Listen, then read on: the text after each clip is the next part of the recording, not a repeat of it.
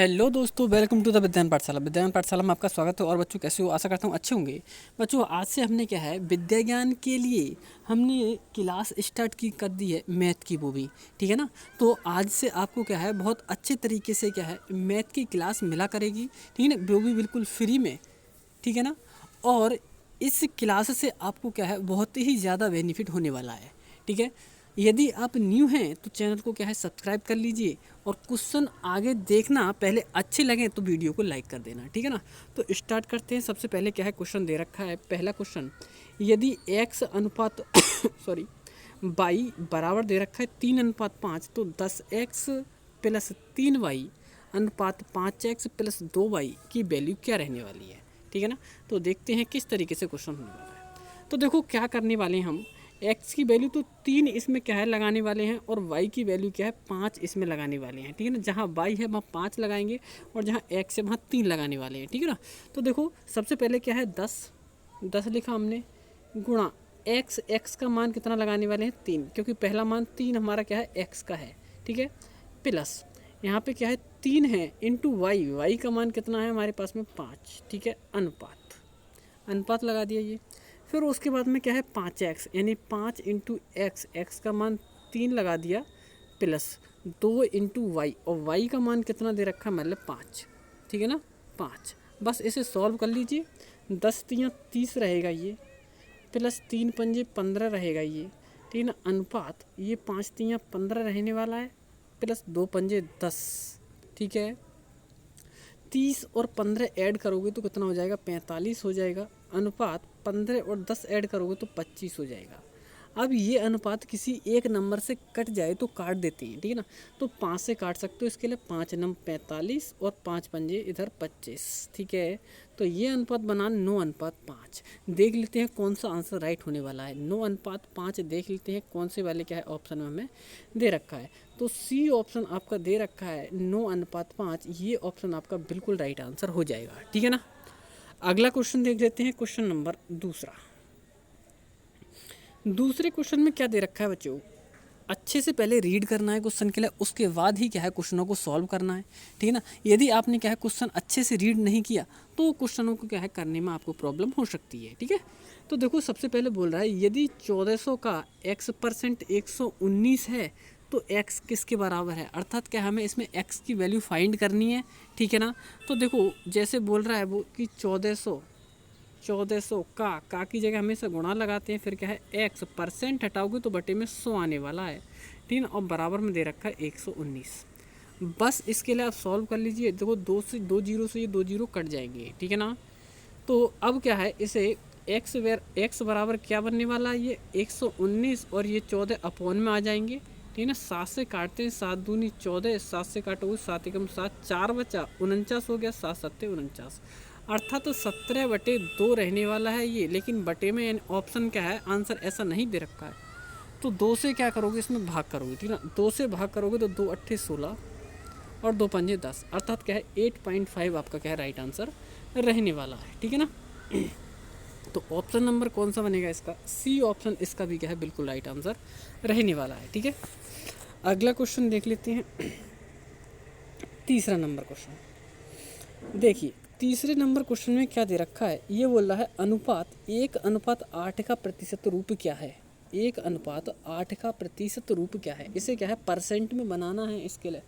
तो देखो जो हमारा क्या है प्रतिशत होता है सॉरी अनुपात होता है, उसे परसेंट में यानी कि रेशियो को क्या है परसेंट में कैसे कन्वर्ट करते हैं वो देख लीजिए।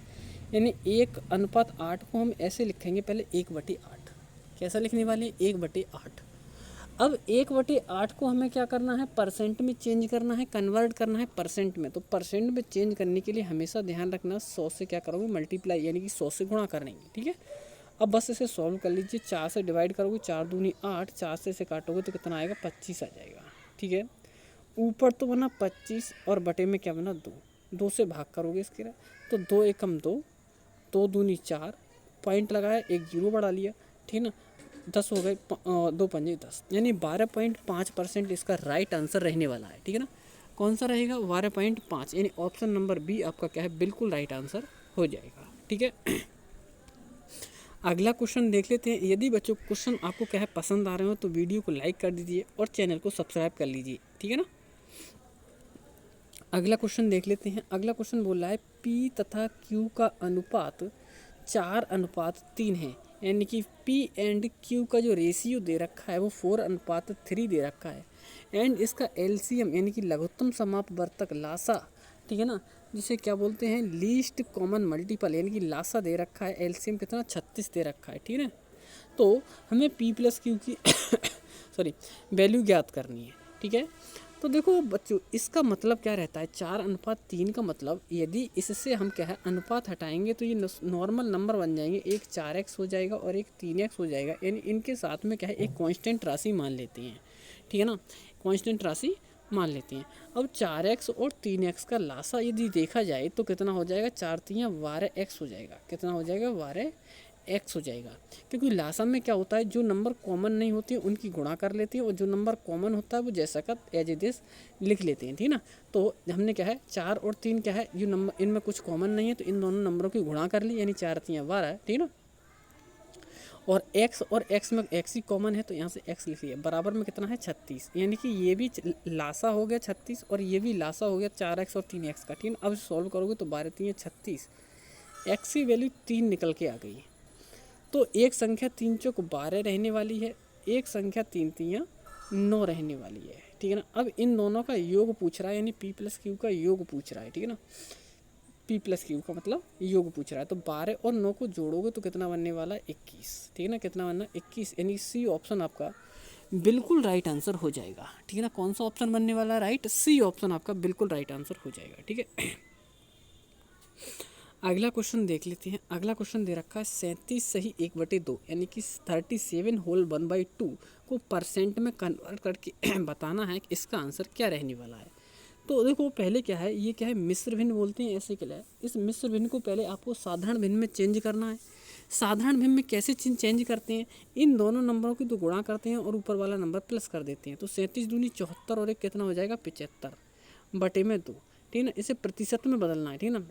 प्रतिशत को निम्नलिखित में भिन्न में बदलना है, सॉरी ये प्रतिशत में पहले ऑलरेडी है, परसेंट हटाओगे तो बटे में क्या आ जाएगा 100 आ जाएगा, ठीक है। अब इसे सॉल्व कर लीजिए। 25×3 75, 25 चौक 100, तो ऊपर तो आया 3 और नीचे 3 और 4 और 2 की गुणा करोगे तो कितना आ जाएगा 8, ठीक है 8, यानी कि 3/8 इसका राइट आंसर रहने वाला है। तो ऑप्शन कौन सा बनेगा, बी ऑप्शन आपका बिल्कुल राइट आंसर हो जाएगा बच्चों, ठीक है ना। बार बार कहा जा रहा है यदि क्वेश्चन आपको क्या है पसंद आ रहे हों, अच्छे लग रहे हैं तो वीडियो को लाइक ज़रूर कर दीजिए और न्यू हैं तो चैनल को सब्सक्राइब कर लीजिए, ठीक है ना। इसी के रेस्पॉन्स के आधार पर आगे की क्या है आपकी क्या है क्लास आने वाली है, वीडियो आने वाली है। यदि इस पर अच्छा रेस्पॉन्स मिलेगा तो आगे भी क्लास आपको रेगुलर मिलती रहेंगी, ठीक है। अगला क्वेश्चन देख लीजिए। ये दे रखा है √2 - 1/√2 का सरलीकृत मान क्या होगा, ठीक है ना। तो सरलीकृत मान किस तरीके से निकालने वाले हैं हम, तो सबसे पहले दे रखा है मतलब √2 - 1/√2। इस 1/√2 को भी क्या है अपॉन से क्या है √2 हम हटाते हैं तो कैसे इसका परमीकरण कर देते हैं, यानी कि जो नंबर होता है उसी से गुणा और उसी से क्या कर देंगे हम इसमें भाग कर देंगे, ठीक है। तो पहला तो नंबर एज इट इज यानी कि क्या है जैसा का तैसा रहेगा, ऊपर कितना आ जाएगा √2 आ जाएगा, ठीक है ना। और नीचे √2 और √2 में कितना आ जाएगा, ये 2 आ जाएगा। हमेशा ध्यान रखना √2 और √2 की जो गुणा रहेगी वो कितनी रहने वाली है, 2 रहने वाली है, ठीक है। इसका क्या हो रखा है होल स्क्वायर हो रखा है, तो इसका होल स्क्वायर अब कर देते हैं, करते हैं, यानी √2 - √2/2 इसका होल स्क्वायर करना है हमारे लिए। अच्छा एक तरीका और है, देखो इससे भी सिंपल तरीका एक और है, वो कैसे करोगे, पहले इसका एलसीएम ले लीजिए। तो इसकी तिरछी गुणा करोगे √2 गुणा कितनी हो जाएगी 2 और माइनस ऊपर कितना है 1/√2, ठीक है। इसका हो रखा है होल स्क्वायर बराबर, तो में से दो में से एक जाएगा, कितना बचेगा 1 बचेगा बच्चों, और बटे में कितना है √2, इसका हो रखा है होल स्क्वायर।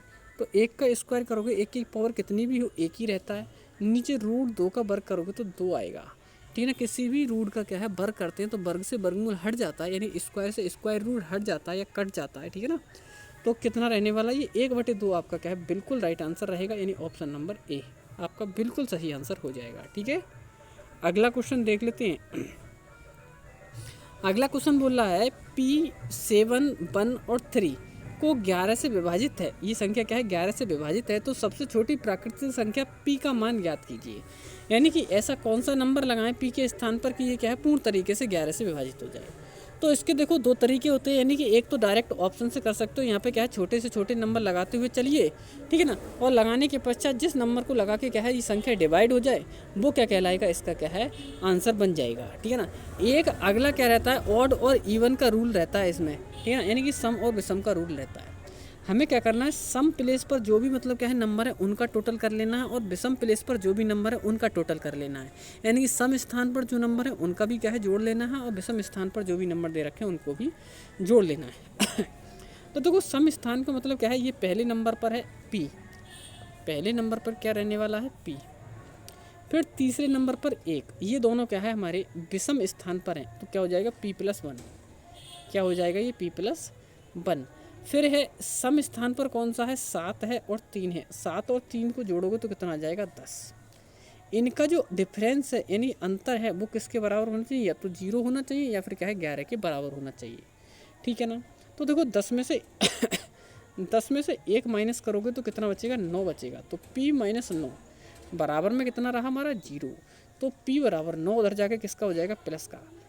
अब ये बता दीजिए कि ऐसा इसमें कौन सा नंबर जोड़ें, ऐसा इसमें कौन सा नंबर लगाएं कि ये हमारा क्या है 11 से विभाजित हो जाए, ठीक है ना। तो यदि यहाँ पे क्या है हम, हाँ अब यहाँ पे क्या है, ये जो नंबर है 0 बनाने के लिए, सॉरी एक सेकेंड, यहाँ पे क्या करना पड़ेगा हमारे लिए, 0 बनाने के लिए यहाँ पे कौन सा नंबर लगाएं कि हमारा क्या है ये कट जाए, ठीक है ना। 0 बनाने के लिए यहाँ पे क्या है कौन सा नंबर लगाएं यहाँ पे कट जाए। तो देखो दो तरीके हैं यहाँ पे करने के लिए, एक तो हमें क्या करेंगे इसमें, हम क्या करेंगे यहाँ पे डायरेक्ट 0 लगा देते हैं, तो इधर आके p की वैल्यू कितनी हो गई 9, तो ये कितनी हो गई 9, यानी कि p के स्थान पर कितना आना चाहिए 9 आना चाहिए, कितना रहने वाला है 9। अब देखो लगा के भी सॉल्व कर देते हैं एक बार, यहाँ पे p की वैल्यू 9 लगा दी हमने, फिर क्या है 7 है और ये 1 है और 3 है। अब देखो इससे कटना चाहिए, देखो 11 से विभाजित करोगे तो 11 अट्ठे 88, ये 88 आ गया, माइनस करो 17 में से 8 माइनस करो कितना बचा 9, उतार लिया 1, फिर से 11 अट्ठे 88 रहने वाला है, माइनस करते हैं, ठीक है ना।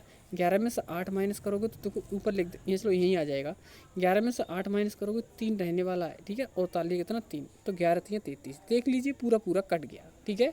तो ऑप्शन आपका क्या है कौन सा बनने वाला है, आपका राइट आंसर डी ऑप्शन आपका बिल्कुल राइट आंसर हो जाएगा। ऐसा क्वेश्चन आपको जरूर मिलेगा, ठीक है ना।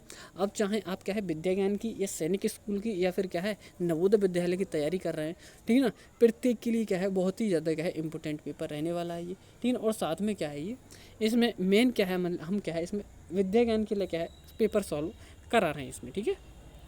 अगला क्वेश्चन देख लीजिए, अगला क्वेश्चन दे रखा है दो संख्याओं में अंतर 14 है और उनका योग 20 है, तो उन संख्याओं का गुणनफल क्या होगा, उन संख्याओं का गुणनफल क्या होगा। तो कैसे करना है ऐसे क्वेश्चनों को सॉल्व, बहुत ही शॉर्ट तरीके से आपको बताया जाएगा। यहाँ पे क्या है शॉर्ट तरीके से क्या है आपको समझाया जाएगा।